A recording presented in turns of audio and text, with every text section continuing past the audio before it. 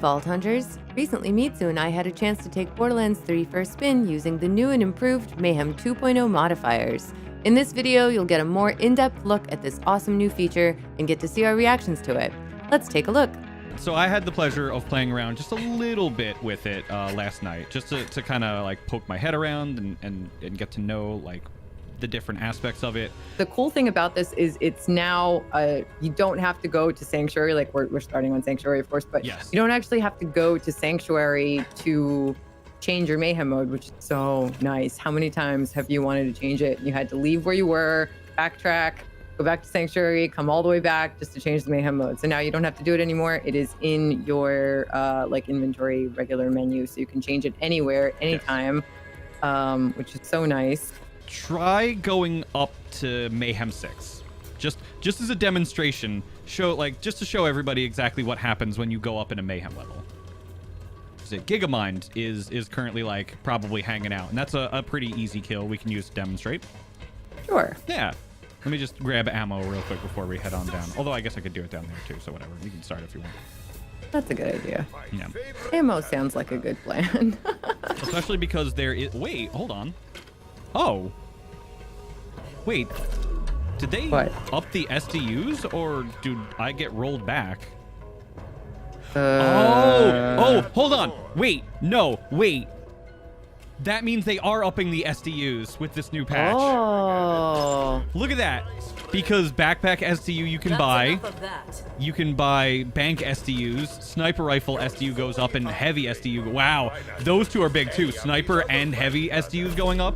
That's a good move. This is awesome. You want to head down to the brain in a jar? Yes. Let's Yes, do I it. do. Let's see what the modifiers actually are.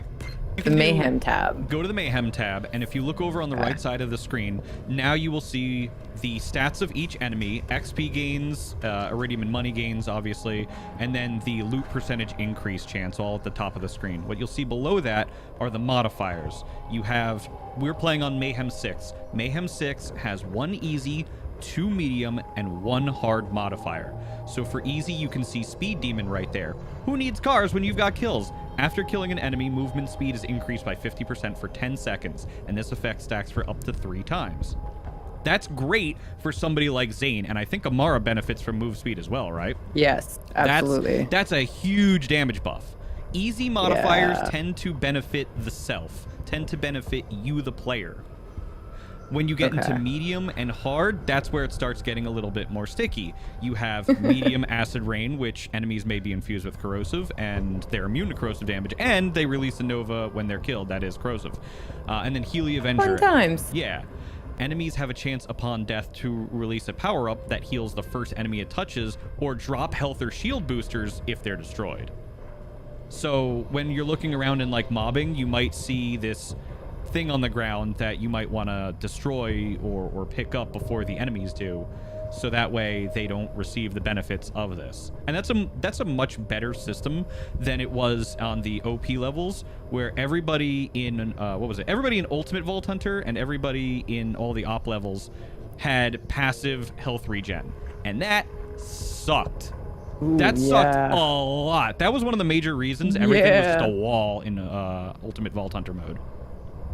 And then you can see boundary issues at the bottom there. That's a hard modifier. That is, at close range, enemies will attach a damaging elemental beam to you. Like a secondhand goldfish, it's best not to get too attached.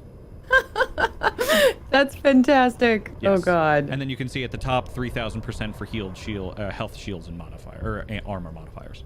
So this is Mayhem 6 Gigamind. There he is right there. Oh my God. You can see it's still manageable though. Yeah, it's not that bad. Oh my God. Whoa. Hold on. Okay. I might be able to get you My in a fight second. for your life is really, really, really long. I'll probably kill him before I actually die. Oh, okay. Then if you get below half, then I'll start sweating a little bit. But even then, I'm watching you. We're probably okay. Yeah. I use it because I do, I think it's 25% more damage. And then my accuracy and everything goes up too. So it's kind of, I use it all the time. I go down and then kill things quicker. Okay. Hey, legendaries. So one of the things to point out over here, I don't remember what the initial values for Ruby's Wrath is, but I'm pretty sure that 7,222 times 7 is much higher. I want to say it was about 6,000, somewhere maybe like 6.6, 6.3, somewhere in that area was max damage in the previous versions. Now we're looking at 7.2, which is a noticeable increase, which is what's going to happen going forward. Every time you move up in Mayhem rank, you're going to get a better roll on your damage for the weapons. So that's what's going to incentivize you going from Mayhem 1 to 2, 3, 4, all the way up to 10. At this point, we decided to try something a little more challenging than Gigamind. There's a modifier that I saw while I was rolling modifiers that diminishes the effectiveness of status chance effects by like 90%. Yes. Yeah, it's bad. That one's really, Ow. really, really, really, really bad. Oh my god. Also, you have a giant head. I love the heads so much. They're amazing. Okay. All right. Mayhem mode, Molly 1 takedown. We're on level 6, which is the new level that drops new items and weapons. Previous items from Mayhem 4 have dropped down to Mayhem 3 to make them a little bit more accessible to people that may not have had a chance to get them in the past. Mayhem 4 difficulty seems to be similar to the old Mayhem 4 difficulty. Mayhem 6 is definitely a step beyond.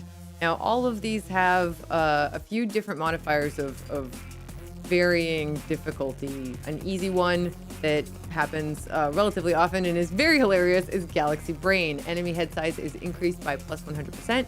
You know what that means? Easier crits. Giant head Amara, literally the funniest thing I've seen. Giant head Mitsu Zane. And not just giant head Zane, giant head clone. Yeah, giant head clone. Oh my god, it's so good. It's so good. It's actually incredible. But okay, totally radical. Enemies may be infused with radiation. Infused enemies are immune to radiation damage and release a radiation nova when killed. I'm using a radiation anarchy. Shoot. Floor is lava. Motion is lotion. While in combat, standing still will cause an incendiary damaging pool to form underneath you. Fun times. You really have to move a lot. It seems like to combat this, basically, just strafe aiming is not going to be enough. You have to jump or move consistently a lot. If you stand still for a second, you're gonna burn. Hard. Boundary issues. At close range, enemies will attach a damaging elemental beam to you, like a secondhand goldfish. It's better to not get too attached. Mm-hmm. I'm gonna have a very hard time. My build is not really accommodating of this madness. There we go. Oh, there's one of the radiation ones. Oh, I see it now. Okay, I get it. Some of the ones that are immune are the ones with the, they have like circle swirlies around them that just literally say immune the whole time. So those are the ones that you can just avoid if you're going to be doing radiation damage. And then like light them up later or have somebody who's a little bit more specialized to take care of them instead. Okay. Well, these war dogs can, they can get bent. Is probably the nicest way to go about saying that. Oh that was my really god. just now. Those dogs Oh, are wow. definitely the bane of my existence. Oh, immune. Great. Hold on. That's right. I've got a lob for that. Oh wow, my anarchy is just useless during this, isn't it? Yeah, Not it's cool. really bad. So my anarchy is useless. My lobs require me to get really close to them. So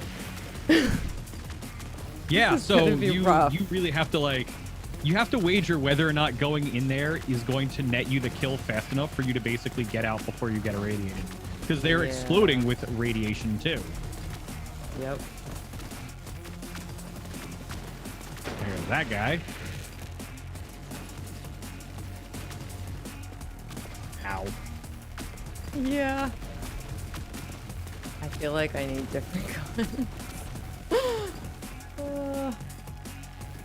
Yeah, I mean that's the fun of this. Like, it's forcing you to think outside of your comfort zones and be like, Absolutely. all right, there are some new guns out there that maybe I need to make friends with. Yeah. The Krakatoa still seems very strong. I'm actually going to pull that outside in a second to illustrate. I mean, I think it super depends on the modifiers too. Like if we didn't have that that super hard modifier of the energy beams connecting you when you're close to them, Yeah. it would be fine. But that is definitely hurting me.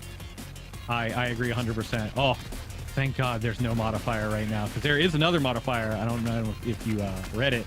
There's one where if you're in fight for life, you go down, you die. Yes. Oh my God. That one is absolute murder. You literally have no fight for your life, which I'm currently using. Oh God. And I have the wrong shield on. I forgot that I have the wrong shield on. You should be good. Kraken died. Yeah. Yeah. Okay. Thank God they made that change in this game too, where you can just tag something when it's dying and you just get up instead of having to get res even afterwards too. Oh my God. Oh boy. Oh, I'm gonna die. Oh God. I might die too. No. I don't want to re-roll these. Jeez. Hold on. No, we're good. We're good. We're good. Oh, but you have to sit out now, don't you? I do. You don't come back until after the Valkyries, do you? Yeah. So. Dang. Molly 1 takedown is going to be really rough. You have to come in super prepared. Super prepared for the modifiers that you're facing, because the payment for not being properly prepared is steep. Yes. Jeez. Luckily, re-rolling is quite easy. Very easy. All you have to do is hit one key and it re-rolls your modifiers for you until you find a set that you like, and then you hit apply. So you'll only have a loading screen once you hit apply, and it will reload you back to the last spawn point that you were next to, which is right where we're standing. So re-roll as many times as you want until you get modifiers you're happy with, and then you'll have one load screen, which is a really nice, elegant way for them to do this. I really like it. So we re-rolled, and then Mitsu took pity on me. Is a good gun that you may be very familiar with. Oh my God. Yes. Thank you so much. You're very welcome. That's awesome. Man, this is so much better. Yeah, but you know what? That's a great point to illustrate how important it is to take these mayhem levels like one at a time or two at a time. Yeah. Because you were using weapons that might have been, if we say Mayhem 4, that were Mayhem 4, we're on Mayhem 6, and your weapons were struggling. The struggle continued, but we had an absolute blast with it and can't wait to enjoy all that Mayhem 2.0 has to offer with you all. Be sure to tell us what you think during the next Bordercast episode. We film live every Thursday at 4 p.m. Eastern, and you can join the chat on the official Borderlands Twitch. Until then, we'll see you in the next video.